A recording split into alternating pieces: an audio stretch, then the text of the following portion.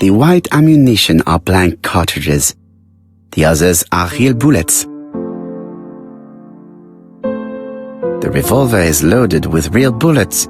I still have time to choose blanks. The revolver is loaded with blanks. I still have time to choose real bullets.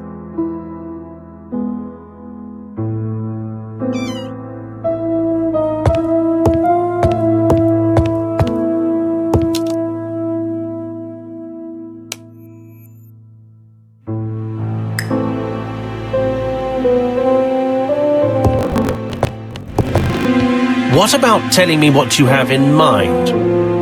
Surtout pas. You wouldn't be able to play your role. Wait one moment, I will bring you my weapon.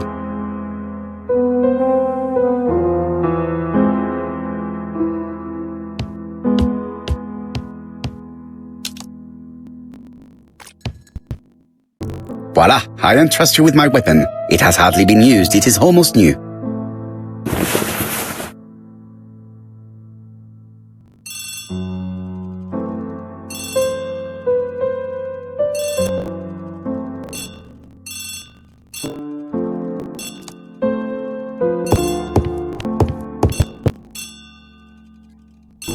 Daily Flicker, September the 11th, 1935. ABC Affair, Terminus Lancaster, Gavin Powell, arrest the killer. A.B. Cust is the name of the father's murderer. Police arrested him in Hotel Lancaster, who was preparing to kill his fourth victim, Mr. W. Lombard, the establishment's manager. Mr. Lombard posed his life with the intervention of Inspector Jack of Scotland Yard and Detective Hercule Poirot. The Lancet, September 11th, 1935. General Mr. Lombard, the threat murderer is not psychotic according to Professor Thompson. In early issue, he claimed that the murderer was not psychotic. Our assertion has been confirmed by Professor Thompson, Scotland Yard expert, who has spoken to the prisoner at Not all serial killers are psychotic, explains. This was the cast as disturbed personality and memories of others. This avenger was a real opportunist, was not the fact that he was perfectly lucid and relaxed. Therefore, he will not escape punishment. That's you? Yes. Sorry, but we haven't found anything. Have you checked the typewriter? And the packaging, and we only have printed by us and studied. So I still concentrating. Of course, I can hear my guest coming up the stairs. Why have you brought us here, Miss Poirot? Since Cust's arrest, I thought all done and dusted. Miss Gray formally identified us as Banner.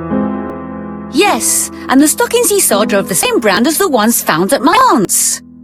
This is all true. However, the case is closed if some questions remain open. And one question is, why did Martin send me letters? Why did he challenge me, Hercule Poirot? Perhaps he wanted to play with you, to taunt you. Xenophobia? Maybe he didn't like you because you're foreign. I may be wrong, but maybe by provoking you he was looking for glory? All these theories should be studied. Let us now try and get our brain cells to work.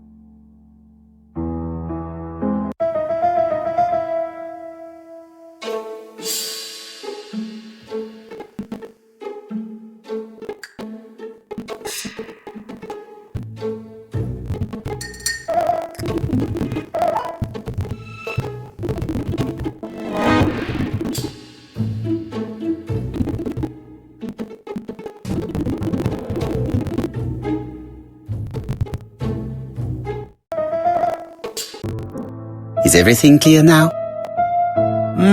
You might like to explain your reason again. Of course. First of all, remember the murderer made it a rule to always post his letter before the murder. He never digressed from that rule.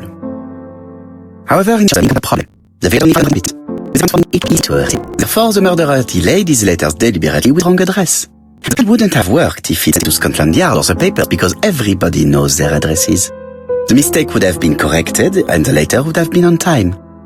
That is why the murderer chose me as the recipient. Because his plan to succeed, it was necessary for at least one of the letters to have a wrong address and get lost. It was very cunning. Absolutely. It is a very subtle plan. It matches the profile we have drawn up of him perfectly. It's an intelligent, daring and calculating murderer. But that's not how you describe Cust. You are quite right, mademoiselle. Like you, I find it hard to believe that this dull character is the clever murderer we're looking for. Do madmen... I mean, if he's mad, he might have two very different sides. No doubt. But the murderer is not mad. All the specialists agree that he does not have the profile of a psychopath. If Cust is not guilty, how do you explain his crimes? Mr. Clark, the answer to your question is in the medical records of your brother's patients. documents which Cust most certainly did not have access to. Let us now try and get our brain cells to work.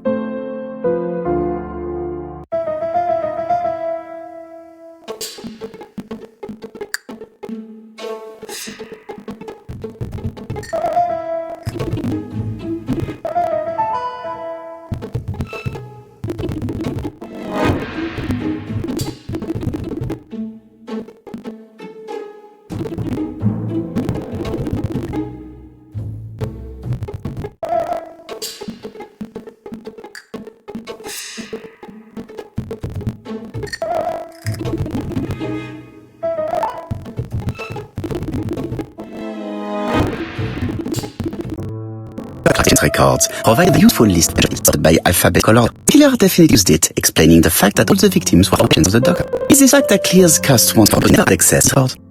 So he happened to be at the scene of the crimes. Either the murderer sent him there or just followed him closely. His highly suggestible nature leads us to this consensus. The murderer manipulated him. He systematically passed the towns where he was going to stop, so that the suspicion would land poor manslaughter. That's evil.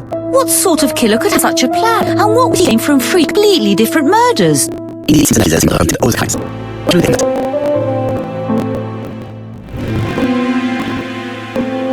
Just one murder was the murderer. The others were just diversions.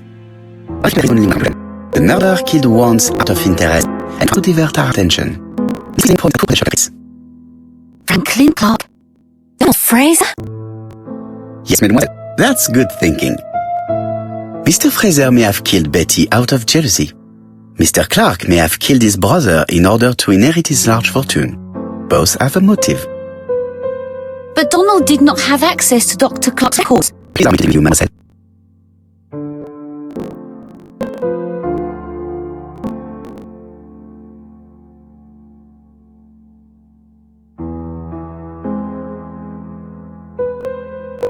He works for Court and Brunskill. One of these was Sir Michael. It doesn't prove that I went to Comeside. You could do it, and you have used the opportunity to take a look at Sir Carmichael's record.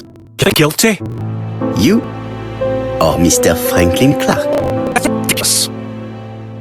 Both of you have a motive. The question is, which of you has the profile that most resembles the murderer? Let us try and get ourselves to work.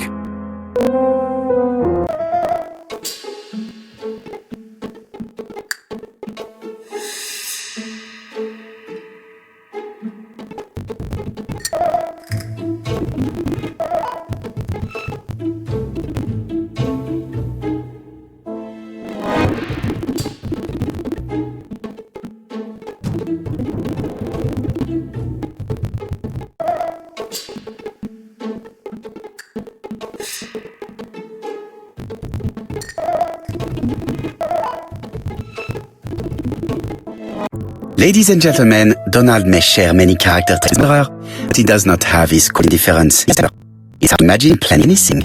Also, jealousy is his motive, and compassion relevant. Right, I suppose it's my turn to be subjected to the same scrutiny. Absolument, Mr. Clark. Let's try and get that work.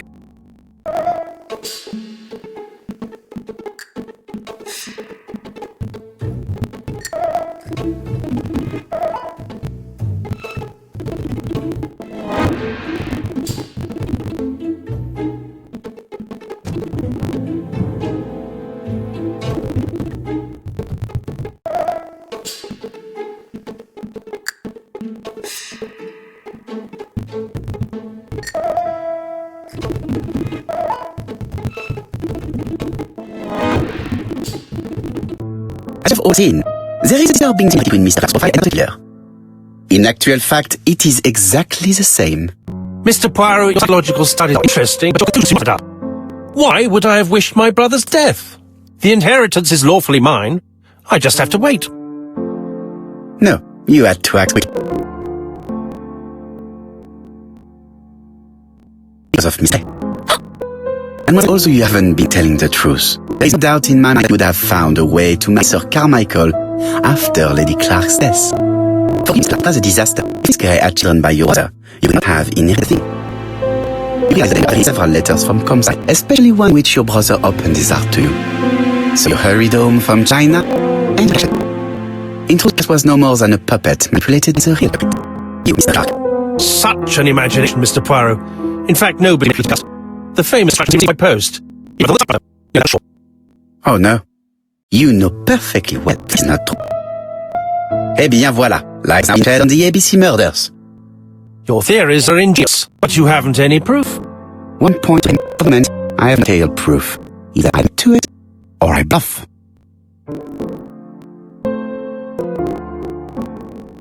One thing proves it. The prints you left on Cuss' typewriter. Enough. Of course you wiped the typewriter before sending it, but not carefully enough. Scotland Yard has found prints along with those of Cuss. I understand why you never wanted to send me a typewriter, and I was searching for other things. The hole you dug on the moors. What did you hide there? The knife you used to kill your brother? Ain't so much. You win, Mr. Poirot. It was my crime.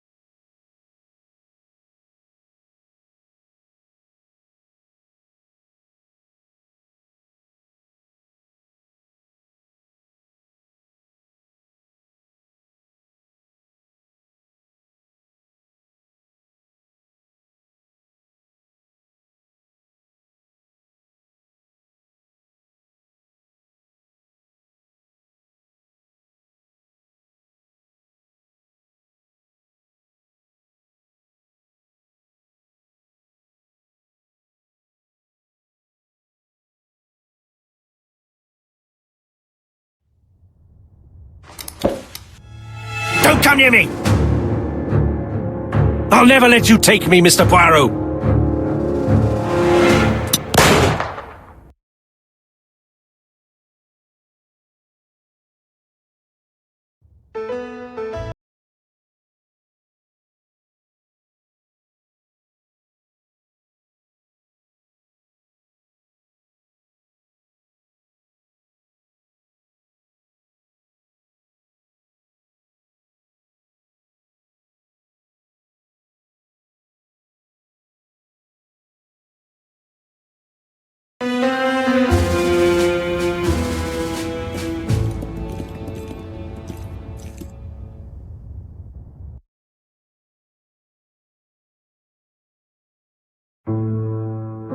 Disappointed at having missed the chance to become Lady Clark, Thora Grey left England.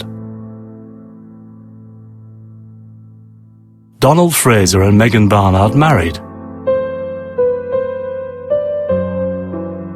On Poirot's recommendation, Mary Drower started to work for Lady Clark. The elderly lady's condition suddenly took a turn for the better.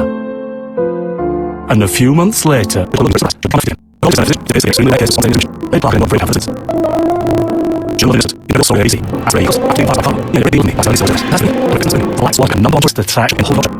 Minster.